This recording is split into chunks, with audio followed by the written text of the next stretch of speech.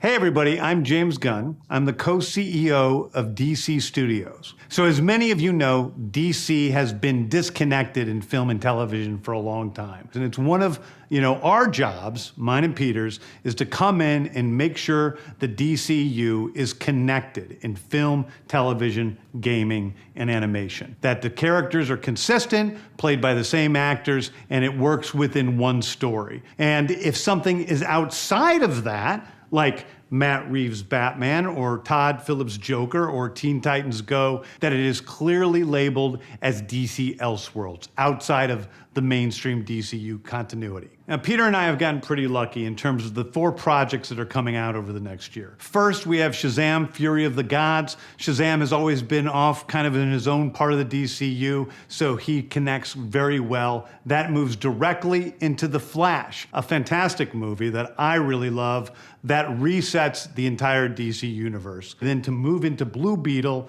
a fantastic film about a kid who's a marvelous part of the DCU, and then into Aquaman 2, which leads directly into our next few projects, which I'm going to tell you about now. So, Peter and I, along with a group of very talented writers, have started to map out an 8 to 10 year plan of what DC Studios will be in film, television, and gaming. This first chapter is called Gods and Monsters. Now, what I'm about to tell you, is a part of the first chapter. It's not the entire first chapter. The first project is Creature Commandos. Creature Commandos is an animated series. I've written all the episodes. Something we're going to do that's a little bit different at DC is we're going to have characters move into animation, out of animation, usually having the same actor play their voice as who plays them in live action. The next project up is Waller. This is a story of Amanda Waller, played by Viola Davis. Viola Davis is going to team up with members of Team Peacemaker, and this is a story that's been created by Crystal Henry, who did Watchmen, and Jeremy Carver, who created the Doom Patrol. It is a fantastic story that's out of this world, and I can't wait for people to see it. Okay, next up is the big one, the true beginning of the DCU. This is called Superman Legacy. This is being written by me. I'm in the middle of it. I'm having a great time doing it. And Superman will be released into theaters July 11th, 2025. Okay, the next thing is a big premiere HBO television series called Lanterns. This is a story of a couple of Green Lanterns, John Stewart and Hal Jordan, and we have a few other Lanterns peppered in there, but this is really a terrestrial-based TV show, which is almost like True Detective, with a couple of Green Lanterns who are space cops watching over Precinct Earth. In it, they discover a terrifying mystery that ties into our larger story of the DCU. Next is a big movie called The Authority. The Authority is a passion project of mine. It's based on the marvelous Wildstorm characters we are now bringing into the DCU and will interact with all of our primary DCU characters. The Authority are a group of superheroes who think the world is broken and they want to fix it by any means necessary. I think it's a very different look at superheroes. We're doing a television series called Paradise Lost.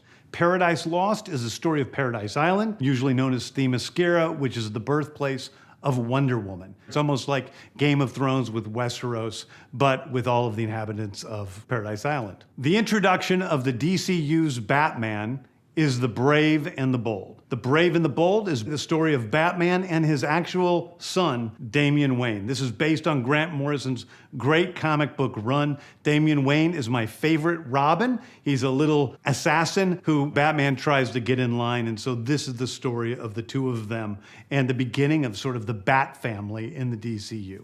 Next up is a TV series called Booster Gold. Booster Gold is one of comics' really popular cult heroes. He is a fascinating guy. He's a loser from the future who uses future technology to come back to present day and become a superhero so that people will love him. It is basically the superhero story of imposter syndrome on an HBO Max series. One of my favorite comic book series from last year was Tom King's run on Supergirl, Woman of Tomorrow. And so we're going to turn that into a big science fiction epic film. Now, Superman is a guy who was sent to Earth and raised by loving parents, whereas Supergirl in this story, she is a character who was raised on a chunk of Krypton. She watched everybody around her perish in some terrible way, so she's a much more jaded character. And that brings me to Swamp Thing, the last thing we're going to talk about, a very dark horror story in the origins of the monster who is Swamp Thing. And although it's totally outside of the rest of the DCU, it will still feed into the rest of the stories. Anyway, those are the stories that I can tell you about right now. I've loved the DC characters since I was a child. They're incredibly important to me. I knew that this was a once-in-a-lifetime opportunity to do something very different. One of the things that's very important for me in all of these movies and TV series is that the director's vision and the vision of the writers and all of the creators is unique and something special. Storytelling is always king. That's all that matters to us. And I want to be true to those stories. I want to be true to you guys and really give you something different than you've ever seen before. Anyway, thank you, everybody. I appreciate you watching. I hope this was exciting for you because it's really exciting for me. And I can't wait to start to dive into these stories with you guys on this grand adventure. Thank you so much.